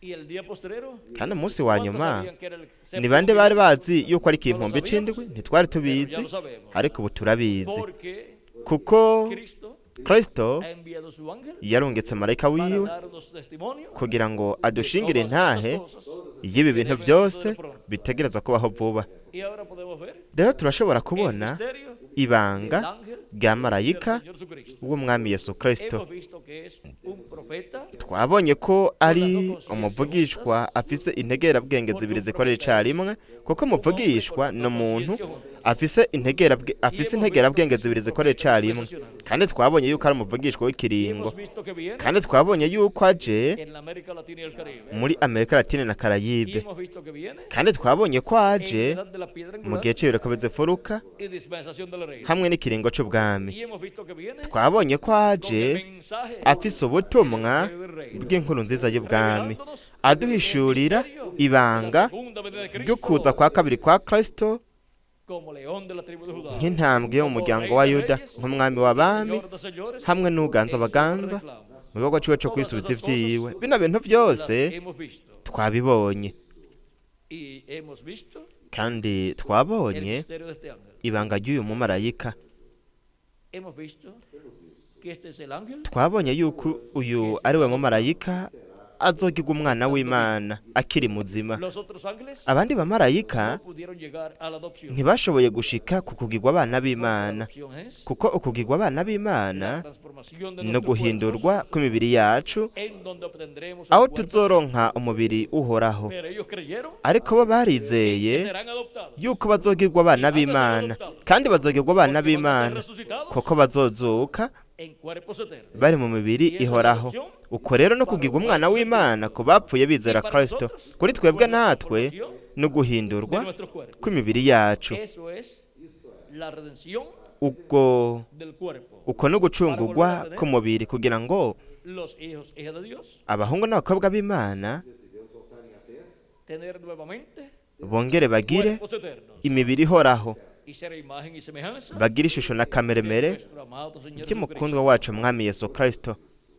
Hemos visto twabonye que en el misterio del ángel del Señor Jesús, ko mu ibanga rya marayika wa yesu, este ángel uyu mumarayika es el que en el día postrero niwe ku munsi wa nyuma aparecería en la edad de la piedra angular. azogaragara mu gihe cy'ibireko bizifuruka. Es el ángel señalado como el siervo fiel y prudente. uyu mumarayika avugwa nk'umushumba wo kwizigwa w'ubwenge, umwe kristo yavuga ko ati none ninde mushumba wo kwizigwa w'ubwenge uwo shebuja yasize mu rugo rwiwe kugira ngo abagaburire igihe kigeze. ndababwira ukuri ko azoma kugaba ibyo afise byose. umushumba wo kwizigwa w'ubwenge ninde? uwo shebuja niyaza azosanga ariko arabikora uko atanga imfungurwa zo mu buryo bw'impwemu zo ku munsi wa nyuma, ubutumwa bw'inkuru nziza y'ubwami, uguhishurirwa kwa yesu kristo ko ku munsi wa nyuma manu yanyegejwe. uwo mushumba wo kwizigirwa w'ubwenge niwe azogirwa umwana w'imana hamwe n'umugwi wiwe nawo nyene igihe ciwe. nubwo bamwe bogenda bakitangira imbere, bakagenda imbere y'igihe, nta kibazo na kimwe gihari, bazogaruka bongere babane nawe. ubwo niwe mumarayika kandi azokwicarana na kristo ku ntebe yiwe y'ubwami, Y ese es el ángel kandi uwo niwe mumarayika sobre el cual él niwe escribirá azokwandikako el nombre de Dios izina y el ry'Imana nombre de la ciudad de hamwe nuestro n'izina Dios. ry'umugwa w'Imana yacu hamwe n'izina ry'iwe Y risha. ese es el ángel Uwo niwe que recibe el mumarayika maná escondido aronka amano yanyegejwe. Uwo niwe mumarayika para que lo coma, ayironka darle a comer kugira ngo ayige no kugira ngo a ayigaburire los hijos de Dios. abana b'Imana mu gihe cy'ibireko El maná bizifuruka. escondido Mano es yanyegejwe la revelación divina ni uguhishurirwa de la segunda kw'Imana venida de Cristo, kukuza kwa kabiri que kwa corresponde Kristo al lugar guhwanye santísimo. n'ahera ha En el lugar cyane. santísimo Ahera ha era que cyane estaba el maná escondido. niho hari mano yanyegejwe. Ahora podemos ver Rero dushobora kubona que el mensaje ko ubutumwa del evangelio del reino bw'inkuru nziza y'ubuntu mu bihembwe by'ishengero burimwo guhishurirwa kw'Imana kukuza kwa mbere kwa Kristo nk'umwagazi w'intama w'Imana. Ubutumwa bw'inkuru nziza y'ubwami nabwo mu gihe cy'ibireko bizifuruka burimwo guhishurirwa kw'Imana kukuza kwa kabiri kwa Kristo nk'intambwe y'umuryango wa Yuda.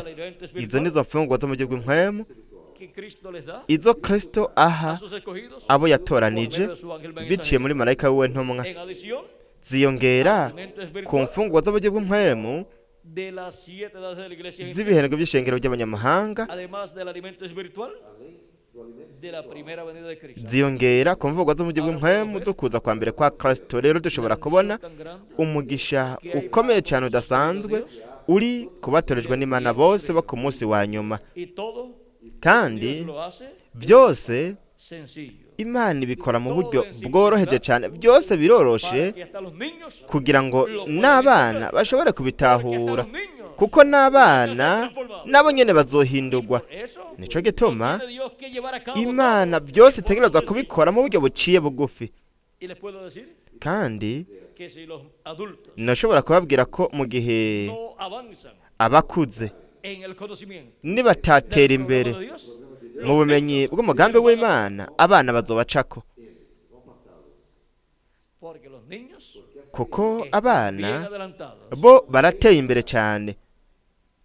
Es una bendición No mugisha para los niños también. uri no ku bana nabo, Y todos ustedes saben kandi mwebwe mwese que murazi nuestros niños ko abana bacu ya saben bamaze que van a kumenya tener un cuerpo nuevo, ko bazogira umubiri un musha, cuerpo jovencito. umubiri w'ubuyabaga. Y por eso les digo Nico gituma que si los adultos se descuidan, ndababwiye ko mu gihe abakuze los bo niños se les kwijajara van a pasar. abana bazobacako.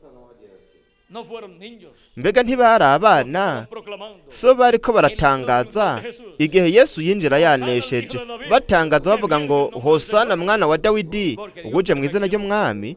la alabanza Nuko Imana yaroranije ishimwe mu de kanwa los chiquitos k'abana y bato de los que maman, n'abonka. dijo Jesucristo. Niko Yesu Kristo Así yavuze. que los niños Nuko rero no abana se quedan atrás. ntibasigara inyuma. Si alguien se queda atrás, Hageze umuntu asigara inyuma, puede ser de los adultos, ashobora kuba uwo mu bantu bakuze, ariko mu bana ninguno se queda atrás. nta n'umwe asigara inyuma. Si ustedes observan, We wihweje los niños que todavía no pueden hablar, abana n'ubu bataragera kuvuga, cuando escuchan, iyo bumvise umuziki, indirimbo, se ponen muy contentos baranezerwa y ya cyane, dan con sus manos, kandi bamwe bamwe mbere baranakoma n'amashi. y ustedes los ven muy felices. Wewe ukababona banezerewe cyane. Algo está pasando Haba hari ikintu kiriko kiraba dentro de ellos, imbere muri en bo, el alma de ellos. mu bugingo bwabo. Es que Dios obra con ellos Nuko también. Imana ikorana nabo nyene. Deje usted que Reka Dios nawe obre con rero usted también. Imana ikorane nawe. El deseo de Dios Icyifuzo c'Imana es obrar ni ugukora, con todos. gukorana n'abantu bose, Y Él está kandi iyo manifestándose iriko en irigaragaza este tiempo muri iki gihe en favor ku de bw'ineza todos ustedes, ya mwebwe mwese también ndetse de mí, na jewe, para pronto kugira ngo vuba transformar ihindure a todos sus escogidos. abo yatoranije bose. ¿A quiénes va a transformar? Ni bande bazohindurwa? A todos nosotros. Ni twebwe twese. Y va a resucitar Kandi a izozura los muertos en Cristo. abapfuye bizera Kristo. Todo esto Ibyo byose es dado a conocer en este tiempo bimenyekanishwa muri iki con gihe más detalles mu por medio idonido del ministerio biciye mu bukozi del ángel bwa marayika del Señor Jesucristo. w'umwami Yesu Kristo. Es un misterio n'ibanga en el libro del Apocalipsis, mu gitabo cy'ibyahishuriwe Yohana, este ángel del Señor Jesucristo, uyu mumarayika w'umwami Yesu Kristo que viene con la revelación de Jesucristo, aje afise uguhishurirwa kwa Yesu Juan quiso Kristo, adorar en 2 ocasiones. Yohana akaba yarashatse kumusenga inshuro zibiri, Y ya hemos visto kandi twamaze kubona este misterio. rino banga Es que es un profeta dispensacional nuko ari umuvugishwa en el cual w'ikiringo, Cristo estaría manifestado nuko ari mu muvugishwa w'ikiringo uwo Kristo azoba ariko yigaragarizamwo muri mpwemu yera, y revelando aganiriza ishengero ryiwe, arihishurira ibi bintu byose. Yohana nawe ari muri mpwemu yabonye ibyo byose, vio el Espíritu de Cristo, yabonye mpwemu wa al Kristo, Espíritu de Dios, mpwemu w'Imana manifestado agaragariye en su ángel mensajero. muri marayika we ntumwa. Ahora podemos ver Rero dushobora kubona el misterio ibanga del ángel de Jesús. rya marayika wa Yesu, Es un profeta ni dispensacional. umuvugishwa w'ikiringo. La primera vez Inshuro ya que mbere Jesucristo envía ubwo Yesu Kristo arungitse umuvugishwa w'ikiringo amurungitse ku ishengero ryiwe, y es kandi el segundo profeta, ni umuvugishwa wa kabiri, el segundo hombre umuntu wa que kabiri antes de venir a la tierra imbere yo kuza ku isi había ministrado la palabra. yari yamaze kurungikanywa ijambo, A Juan el apóstol yarirungikanywe kuri Yohana intumwa cerca de 2000 años atrás. haraciye nk'imyaka 2000. El primero fue Uwa mbere Jesús yabaye y Yesu, el segundo uwa kabiri su ángel ni mensajero. marayika we ntumwa. Por eso, Nico gituma lo mismo que Dios hizo vya bindi nyene Imana yakora ibikorera es Yesu, lo que Jesús nivyo Yesu hará con su ángel. azokorera marayika wiwe. Cristo dice, Kristo yaravuze ati uwunesha "Todo el que se siente conmigo en mi nzomuha kwicarana nanje ku ntebe yanje y'ubwami, así como yo me he sentado nk'uko nanje nicaranye na data ku ntebe yiwe y'ubwami." Ni ukuvuga ngo mwabwa buryo nyene nibwo Kristo azobigirira marayika wiwe uwunesha. Ahora podemos ver Rero dushobora kubona quién es uwo ari we mensajero marayika ntumwa del Señor Jesucristo. w'umwami Yesu Kristo, Y así como Dios kandi nk'uko Imana, nk'uko data ama akunda a Jesús, Yesu, Jesús ama Yesu nawe arakunda marayika wiwe ntumwa. y así como fue una manifestación Kandi nk'uko kwabaye del kugaragara amor del Padre Celestial k'urukundo rwa data wo mu ijuru enviar a Jesús kurungika Yesu para la obra kubw'igikorwa del tiempo, cyari gihwanye na es una kijya gihe, manifestación del amor no divino, kugaragara k'urukundo rw'Imana, enviar a Jesús a su ángel Yesu nawe mensajero kurungika marayika wiwe ntumwa en el día postrero. ku munsi wa Por nyuma. eso es Nico que la gituma victoria, intsinzi la victoria azoba ari en el intsinzi amor divino. mu rukundo rw'Imana. Y por eso Kandi nico la gituma edad igihe nuestra cacu es la edad ari igihe del amor divino. c'urukundo rw'Imana, Porque es la edad kuko ni igihe en donde la manifestación aho ukugaragara del amor divino k'urukundo de rw'Imana, Jesucristo urukundo rwa Yesu Kristo se derrama sobre su iglesia. niho gwisuka ku ishengero ryiwe kuri uno munsi wa La nyuma. victoria será Intsinzi en el amor divino. izoba mu rukundo rw'Imana. Hemos visto Turabonye el misterio ibanga del ángel rya marayika de Jesucristo. wa Yesu Kristo. Ya tenemos un cuadro claro Ubu twamaze rero kuronka ishusho isesuye, twamaze gutahura de neza Jesucristo. uwo ari we marayika wa Yesu Kristo, Estará hablando, hamwe n'ibintu azoba ariko aravuga, hablando el ángel de Jesucristo hamwe en este tiempo. n'ibintu yari kuba ariko aravuga marayika wa Yesu Kristo muri iki gihe. Ibintu byose yari kuba ariko aravuga, ibintu byose bitegerezwa kuba muri iki gihe cya nyuma mu banyamahanga ndetse no mu baheburayo. Que las bendiciones de Jesucristo, Yesu imigisha ya Yesu Kristo, el ángel del pacto, marayika w'isezerano, sean sobre todos ustedes yoba kuri mwebwe y mwese sobre mí también. no kuri jewe Y nanje, pronto todos kandi vuba twese seamos transformados. duhindurwe, Pronto se completa vuba el número huzura de igitigiri los escogidos de Dios. c'abatoranijwe n'Imana, Y sean resucitados los muertos en Cristo. kandi abapfuye bizera Y nosotros Kristo que vivimos, seamos bazuke, transformados. natwe abakiri bazima duhindurwe, tujanwe mu rugo rwa data wo mu ijuru, a la cena de las bodas mu del mazimano Cordero y'ubukwe en el cielo. bw'umwagazi w'intama mu ijuru En el nombre mu eterno izina rihoraho del Señor Jesucristo. ry'umwami yesu kristo. Amén Amen y amén. kandi amen. Ha sido para mí un privilegio grande ryari ihigwe rikomeye cyane kuri jewe kubana namwe muri kano kanya en esta última actividad muri iki gikorane ca de nyuma este recorrido por el Brasil. co muri uru rugendo nagize muri Brezil.